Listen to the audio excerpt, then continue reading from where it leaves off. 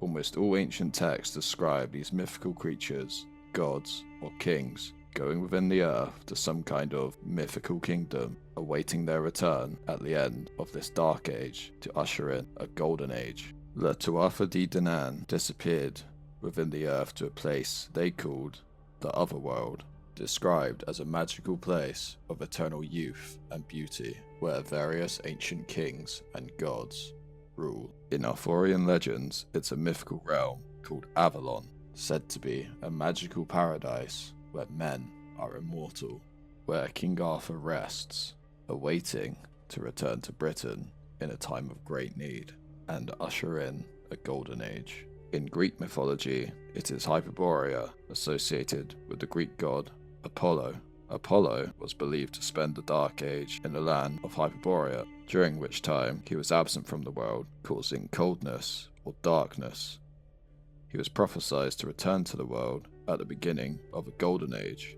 The inhabitants, known as the Hyperboreans, are believed to live in a state of perpetual sunshine, happiness, and extraordinary longevity, often described as having an existence free from sickness, war, and old age. There are also said to be kings in Hyperborea, up to 10 feet tall.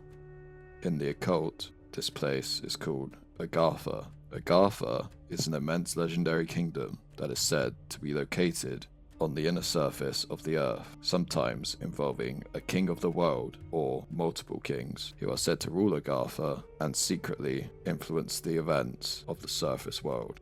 Agartha is described as a lush, subterranean world with its own inner sun, providing light and energy to its inhabitants, who never see old age or sickness. It is said to be inhabited by multiple different races, including the various alien species we see today. It is also said to be home to the ancient Atlanteans and various other empires that vanished. It's even said to be home to extinct species such as dinosaurs.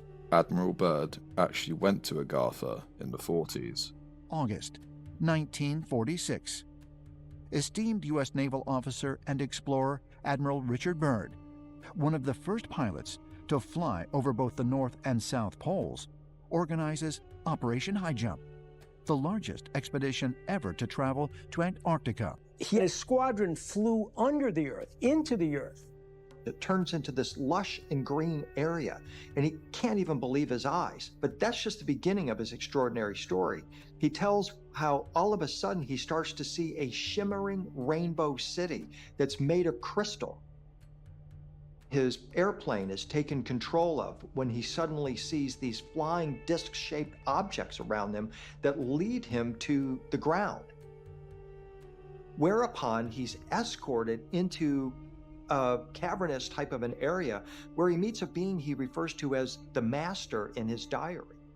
Interestingly, Luciferian Alice Bailey said the ending of this dark age would be brought about by the Ascended Masters, who are being overseen by Sanat Kumara, the Lord of the World, which is the same title Satan is given in the Bible, and Sanat is an anagram of Satan. And so I believe that this entity that calls itself Master or King of the World is the same one overseeing the Ascended Masters to bring about the end of this dark age. Which brings us to the mythical kingdom of Shambhala in Tibetan Buddhism and also in Hinduism, located within the earth, where various divine kings are said to rule and influence events on the surface world. This is where Kalki is prophesied to come out of, riding a white horse to destroy corruption and end the materialistic age, ushering in the return of the Satya Yuga Golden Age. He will be followed by the Maitreya Buddha, who will teach the world the forgotten ancient divine knowledge. All descriptions of this mythical place within the earth almost completely match the descriptions of what the surface world was like in the ancient Golden Age. This Golden Age of sin did not end, it just went deeper within the earth, waiting to return to the surface.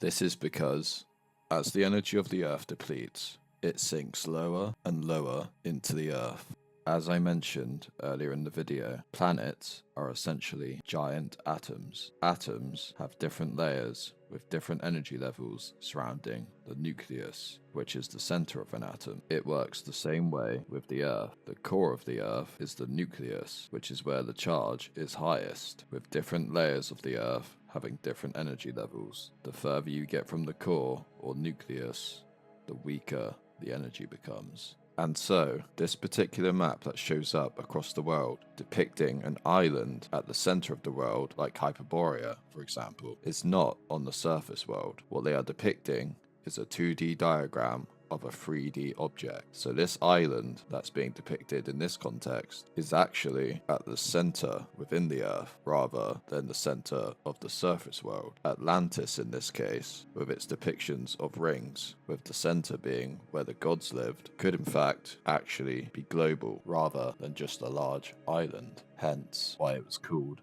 an empire. And the rings represent different layers of the Earth, with the center of the city being the center of the Earth, which is where the gods and demigods live. We hear all the time about how Atlantis sank, and now that makes a lot more sense. Atlantis isn't dead. Just like the Golden Age, it went deeper into the Earth. In other words, it sank. The inhabitants simply retreated to the city center, which is located within the Earth. The 10 demigod Nephilim kings of Atlantis were not kings spread across an island, they were kings spread across the world. We see the same shape on these fairy mounds left by the gods of the Celts across Ireland and the UK. And these are not just simple mounds, they are directions. They are showing us where the gods went. I would want the world to know about ascension. I would want the world to know that we are very, very close. And all the people on the inside know this. This is the key of disclosure. We are very close to some sort of energetic shift the sun is going to do. There have already been multiple experiments, I've heard this from several insiders, in which they take ordinary folks and they put them into a room and they zap them with the energy that our sun is going to give off when we go through this change. Become very blissed out. They start to get really telepathic. They can move things with their mind. Everybody kind of goes into a psychedelic trip. Our government knows that this is going to happen. And the prophecy is there's a new human emerging, around this time, particularly beginning in the year 2027 or around then. She came into my body and then channeled through me for 6 hours straight. The angels were very clear. It's a solar flash of light. It comes from a sun. But not from our sun. They right? said our sun, but I don't know if it means the sun in our galaxy or the sun, like if it's like the great central sun. I don't know which sun. They haven't said. They just said it's the same sun that we are from.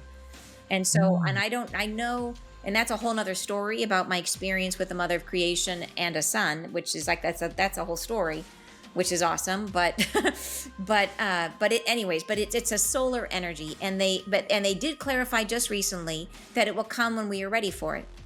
We create the new earth. In the new state of consciousness, we will learn as manifestors. The Arcturians have said many times, there is going to be this shift, as I see it, that is coming. Living energetics are now becoming a possibility for humanity. If you work in a realm of living energetics where the actual fields and the forms within the fields morph and change to your intention and request, now you are living in a completely different paradigm.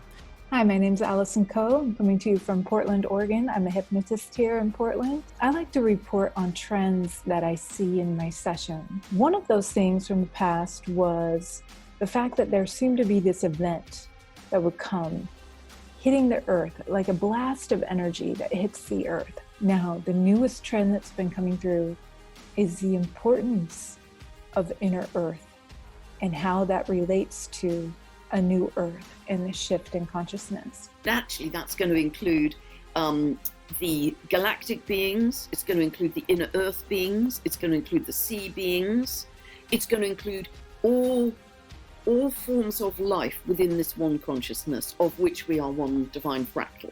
These beautiful beings in the inner, and they really are looking to connect with Earth, and they're waiting. There's this real excitement that I get the feel of they're looking to connect with the surface population.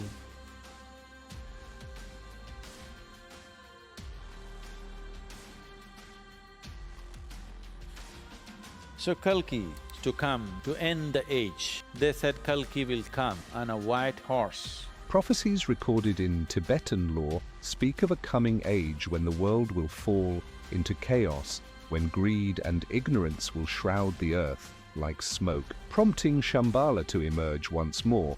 The most captivating aspect of Shambhala is the prophecy of the Kalki avatar, the final incarnation of the Hindu god Vishnu, who will emerge from Shambhala to restore balance in the world. As darkness envelopes the earth, this warrior of light will lead the forces of good against evil, bringing about a new era of peace. And I saw, and behold, a white horse, and he that sat on him, the white horse, he went forth conquering and to conquer. This individual here is the Antichrist. One of the main reasons I have made this video is because I have noticed many people, especially Christians, attributing the Antichrist to being some mere mortal man, and that the final kingdom of the Antichrist will be of men in suits. But this will not be the case. The 10 kings are the same as these divine kings spoken of within the earth. The very same 10 kings that ruled the world when the empire of Atlantis was on the surface. The same ones that stepped out of the UFO at Holloman Air Force Base in the 50s. These are pure-blooded Nephilim that have been ruling the world from behind the scenes all of this time. This is why the Bible is very specific about the fact that these are not kings in the way that we know of. These are the true rulers of the world who will more than likely be reintroduced as ancient ascended masters that have been guiding humanity towards ascension all of this time. The Antichrist and false prophet are more than likely also pure-blooded Nephilim, or even themselves fallen angels. The 10 kings, the Antichrist, and the false prophet are not men. The Antichrist and false prophet are thrown straight into the lake of fire, which means they skip all throne judgments. These are the only two beings in all of creation that skip the throne judgments. Even Satan and the worst of the fallen angels will face the throne judgments. And so this tells me that the Antichrist and false prophet are almost certainly not human. The final revived empire is also not going to be Rome, which was made by men to imitate the first and original empire, which was Atlantis. Atlantis has been the blueprint for every empire. Every empire has been a mere shadow of Atlantis, a poor imitation. If the statue revealed in Daniel 2 is the physical representation of the body of these empires, Atlantis is the soul of these empires. It is the foundation on which these empires were built upon, and so it is fitting that this final revived empire is at the foundation of the statue, which I believe will be Atlantis, the foundation on which all other empires were built upon, and it will rise from within the foundations of the earth. This whole inner earth civilization is Atlantis, including the unnatural biological entities, the demigod kings, the fallen angels, the UFOs, all of it is Atlantis, and by extension, the Golden Age, or the days of Noah. And it's all coming back right when this solar flash event happens. We are heading for the full inversion. God will be Satan. Satan will be God. Christians will be Satanists. Satanists will be holy. Angels will be demons. Demons will be angels.